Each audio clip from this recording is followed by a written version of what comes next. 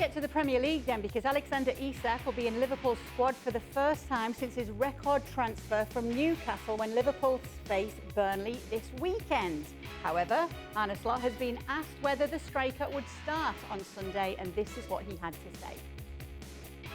Don't expect him to be every single game 90 minutes on the pitch. That's definitely not going to happen in the upcoming weeks. He missed a proper preseason. I think he missed 3 or 4 months of team sessions, and so now we have to build him up gradually. With us playing so many games, hardly any training time, so that's going to be a challenge. But we've signed him not only for the upcoming 2 weeks. We've signed him for I think for 6 years.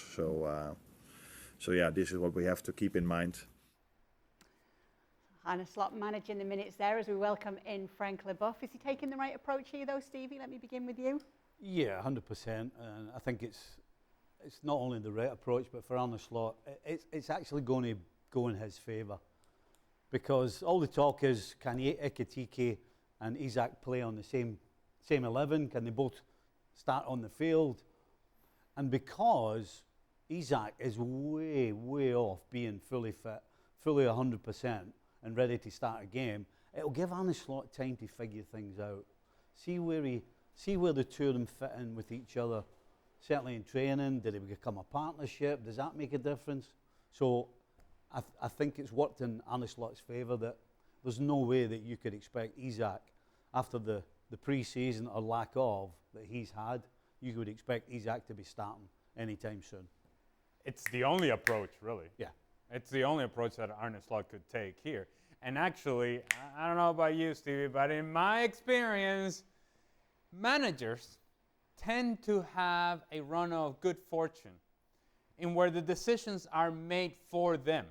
When it comes to tough decisions like this one, and how do you fit in Isak when Ekitike has been scoring goals, and what do you do with Gakpo, and what you do with other positions on the field, usually there's an injury. Usually there's a suspension. Usually there is an absence, and there's, oh, well, wouldn't you know it? He is taking the right approach, but it's also the right approach that is buying him time and allowed to see what the full picture of the team is. And once that happens, then he'll make the tough decisions. But why make a decision when you don't have to? Yeah, absolutely. How do you see them fitting together, Frank? How do you see Arne Slot putting those pieces together with your Isak and Ekitike?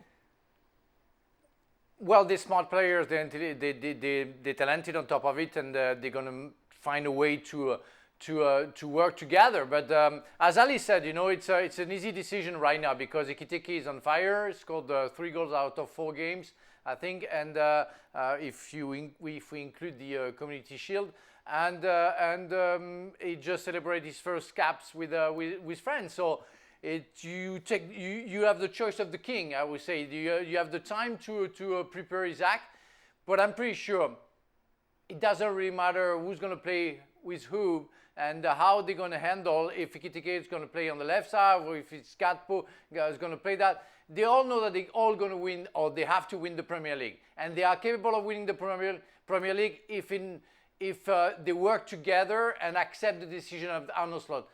Arne Slot said he's not ready to play 90 minutes, talking about Isak, but it's all the 90 minutes of all the games of all the season. And it goes for the whole squad, especially the forward line. So I'm not worried about that. He has the players for rotate and making sure that the team is as good as the day before or would be good after a win. So I'm not concerned about that, and I'm pretty sure the players are going to be happy to have sometimes a rest as well. He played his first minutes of the season for Sweden on Monday, coming on as a late substitute in that game. Obviously, he hasn't had the pre-season that other players have had. He was trying to push this move. Yep. The fans are going to want to see him, though, Stevie, so much. He's a record signing. Do you think we will see him this weekend? I wouldn't be surprised. I don't think Ekitike's finished the game that he started. So that straight off the bat will tell you that we shouldn't be surprised that Isak does make an appearance. And quite frankly, if I'm on the board and I've just spent 150 million on somebody, they better be on the field at some stage. So yeah, I absolutely believe we're going to see him at the weekend at some stage. I mean, when but you don't want to see him. Sorry, you don't want to see him getting injured. You want to see him playing, but you don't want to see him getting injured. 15 or 20 minutes won't do him any harm, and as I said, I think we'd all like to see that. I agree. Hence why Arne Slot is saying gradually. We're going to work our way up. So yes, 10, 15, 20 minutes, depending how the game is going. You get him out there. It would be the equivalent of having a full training session. Go on, Alexander. Yes, people want to see you. But what about if Alexander Isak comes in and he's hot? What about he's playing at a high level? What if he's scoring goals? That elevates Liverpool, but then that also complicates decisions in the future for Arne Slot. So gradually, how gradual that will be, it depends on how well Isak is playing. There is only one thing that can stop this from working with these two. If one of their egos gets in the way. Otherwise, this is going to work because, boys have said it, they've got talent and they both look as though they absolutely are coming here to make Liverpool better. Not just themselves, but the team. Meanwhile, Pep Guardiola has been saying our Scandinavian striker is better than yours, Liverpool, talking about Haaland weighing in on Alexander Isak coming in at Liverpool. Here's what he had to say. He said, Erling is a bit above. Isak is an exceptional player. You ask what Erling is as a striker, he's the top. But Isak must be a top player for what they paid, obviously. All right, isn't it? Well, it's all right. I don't think he's trying to be smug or anything like that. I think he's trying to be honest, but it's kind of come across the wrong way. I don't think Pep's that way inclined.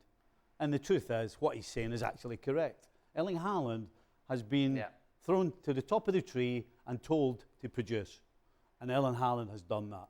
So you can't argue anything about Erling Haaland. Isak, on the other hand, has been at provincial clubs, because Newcastle, regardless of how big you think they are, they're a provincial club, and the pressure is completely different. And you stick 150 mil on top of having to play for Liverpool and be expected to win either the Premier League or the Champions League, just the top prizes. Isak hasn't proven that yet. And so what Pep's saying is actually true. I think he just came across the wrong way. Is Stevie being polite, Frank? Is he actually getting a bit of a dig in at his rivals, Liverpool? No, I think he's right. I think, I don't know why he's been mentioned like that way, but even if I agree with Pep, I mean, numbers talk. I mean, you cannot compare right now the career of Erling Haaland and the career of Isak. Isak just started, let's say 2 years ago. We started to know him and see how efficient he could be in front of the goal. Erling Haaland, we have known him for like 5 years, 6 years, and he's very young. And he signed for City and finished top scorer and scored goals after goals. So it's only fair to say it. Should it have said it? I'm not sure about it. And Stevie is just right about everything he said. I agree with him 100%. Do you agree, LA? Yeah. Erling Haaland is a better striker than Alexander That's fine. Isak. Do you agree that they're okay that Pep's not having a dig here? I just said yes. Yes. Yes on both accounts, Your Honor. Yes. I agree that it's fine if you're asked a direct question and he answered it with what he thinks is the truth. I think it's an accurate assessment of his player and an accurate assessment of the other player. I don't have a problem at all. And nor should Alexander Isak. It's not like, or Liverpool for that matter, it's not like he sat up there and said, Isak, he's horrendous. He's terrible. What are you talking about? There's no comparison between the two. He said, no, Erling is a bit above. This guy's a tremendous talent, he's a tremendous player. But if we're going to compare the two, I think, and if it were me, just as if it were Guardiola and potentially the two guys on the panel here as well, you probably take Haaland as a striker than you would Isak. There's nothing wrong with having that conversation and being honest about it. Yeah, obviously it is a big derby for Manchester City this weekend against Manchester United. Erling Haaland not too happy ahead of it though. He said it's perfect to turn things around against United. We need to all be on our best, get our backsides going, get things going because it's not been good enough so far. So what are the predictions of the panel? Let's take a look at how they see this game playing out. Most people going for a Man City win. Dan Thomas and Mark Ogden going for a draw here. Frank, you've gone for a City 3-1 win. Yeah, I mean, I don't see how it could be otherwise. I mean, Dad Thomas, we know he knows nothing about football, and Mark Ogden is a Manchester United fan, so no wonder why they put a draw. But no, I'm kidding. But it's always tricky. And last year, the game that we watch has been the perfect example of a turn of event, a crazy turn of event in terms of goal the last minutes from Manchester United. But I think that Manchester City has to react and have better tools than Manchester United to win that game. They play at home. They are almost against the wall, and they need a win. They need 3 points, and it's time for those players, even if they have injuries, even if they didn't change too much thing about comparing to last season, they have to react. I mean, it's Manchester City. They didn't lose everything, so we want to see that. Got a lot of injuries, though, City do, Stevie. Yeah, that's why I think it'll be tight. The only thing I worry about City not winning this game would be that United, regardless of how bad they've been over the last few years, when you least expect it, they come up with a result in a big game. That is the only thing I can think of as to why Manchester United can win this game. I don't believe they will. If they get anything out of it, it will be a draw. Because that's just what United tend to do in the bigger games. As far as what's on paper, they are way short of City in terms of ability. City are at home. So every single thing points, even with the injuries. Man City's 11 is still on paper going to be way better than United's. But because United are stuffy when it comes to these sorts of games, that's the only reason they might get a point. They ain't going to win the game, but City's just going to make it. I'll go back to what Erling Haaland was saying, that we need to get our backsides going. Yeah, well, yes, you do, but so do you, Erling. Now, you're coming from delivering a beatdown to Moldova and scoring 1,000 goals in a game. It's time to deliver that same beatdown to Manchester United. And be that beast that you were in that match in the midweek, be that against Manchester United. Sometimes when Manchester City struggle with their quality of possession and Erling Haaland seems to be taken out of the game because he's not involved, it's almost as if he gets bored. It's almost as if he's like, well, I'm not participating, I'm not touching the ball, I don't even know what my role is here. If he's going to call out his team that we need to get our backsides going, he too has to get his backside going. And just because you're not getting as much involvement as you would want, and I'd be the first one to say, and I've said it many times, that I don't think Manchester City fully used all the skill set of Erling Haaland, he needs to hold himself accountable as well. And again, you're carrying the momentum of what was a successful window for you with your national team. Carry that onto the weekend. The other thing I would say is we're all asked to give predictions. Kay just sits here and doesn't give a prediction herself. I don't know why that works out this way. We are all responsible enough to send in our emails. Even Dan sends his prediction. Kay apparently too good for it. I'm a neutral over here. What do you mean? What do you mean? What about Dan? Is he not neutral? I'm a neutral here. Sometimes I give a prediction. So you don't take responsibility is what it is. Sometimes I've just been busy. Okay. No, doing a lot of shit for Celebrating your birthday? Celebrating my birthday. All right. Okay, working a little longer today. All right. Okay. So my prediction's in here today. There you go. You can always win that way. Yes, that's the Manchester derby coming up on Sunday. We will, of course, be looking back on it on Sunday. But however, Frank, I did want to ask you, because we've been talking about City a lot this week, if they are to lose this game, and that makes it 3 losses already in the Premier League this season, can they still go on and win the title?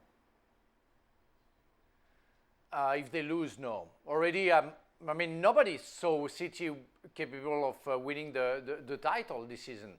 Again, we pointed the fact that they got some new players, talented players, but they didn't change the shape of the team and the way of playing. And Pep Guardiola showed us that he wants to carry on playing like he used to do, and not being effective in recruitment defensively. He's not strong enough defensively like last season, so he's going to struggle. So I put them in the top 4, but I think it's a real mistake because You know, it's they're not changing the way they used to play. And if they lose on Sunday, it's already over. Because for me, it was already over before the season started. Comparing to Liverpool and Arsenal, they're not armed the way the two others are. So it's already done for me. City is not capable this season to win the title, and of course, if they keep on losing at the beginning of points at the beginning of the season, it's going to be tricky. Amorim said, on the Manchester United side of things, that Bayern is going to play. Is this going to be a persistent problem, this goalkeeping position, throughout the season here for United? 100%. I don't see how it's not. They do not have a goalkeeper right now that anybody at Manchester United can turn around and say, we know exactly what we're getting from this guy today, and we're not worried. We're in good, safe hands. I don't think so. Tom Heaton, well, he's there in case the other two come down with chicken pox or something. Bayern Dia, of all the illnesses. Yeah, Bayern Dia has got his back four in front of him, shaking in their boots every time a ball is floated into the penalty box. And Lamens, as everybody keeps talking about, particularly Augie, is one for the future. So regardless of who he goes with, if you're playing tomorrow for Manchester United in the back four, you are looking over your shoulder big time, at all times. And that's a back four that has their own issues. Yeah. Without whatever is going on behind them, that back four has their own concerns. So imagine the combination of the two. That guy has very little confidence behind us. We have very little confidence in him. He has very little confidence in us. It all adds up to trouble for Manchester United. And yet, I think if you're Manchester United and you want to hang on to something in this matchup against Manchester City, is that they too have issues. Manchester City also has issues. Now, do you have enough in the attack to threaten? And are you going to miss the speed of Garnacho? Are you going to miss the speed of Rashford? That used to create a whole lot of problems for Manchester City in counter-attack opportunities, and you don't seem to have that available to you. And so I think if you're Manchester United, you have to somehow believe that you're going to be able to be solid in the back line, and then Bayern there is going to come up with save.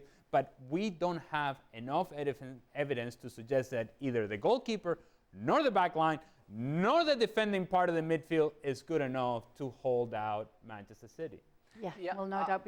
If I may, Kay, I played as a centre-back, and when you have a goalkeeper that you feel that can save you a lot, like Peter Schmeichel, like Fabian Barthez, for example, who have been former Manchester United goalkeepers, you feel stronger. You get confidence because you know that you can try stuff. You can try a tackle because you know that if you miss it, the goalkeeper is going to save and he's going to be there. It's true that adding, I'd say troubles and wondering because you are already not confident about your skills, because you have another goalkeeper who is not good enough or too young, it's not good. And it's why, everybody is shaky a little bit at Manchester United right now. Absolutely.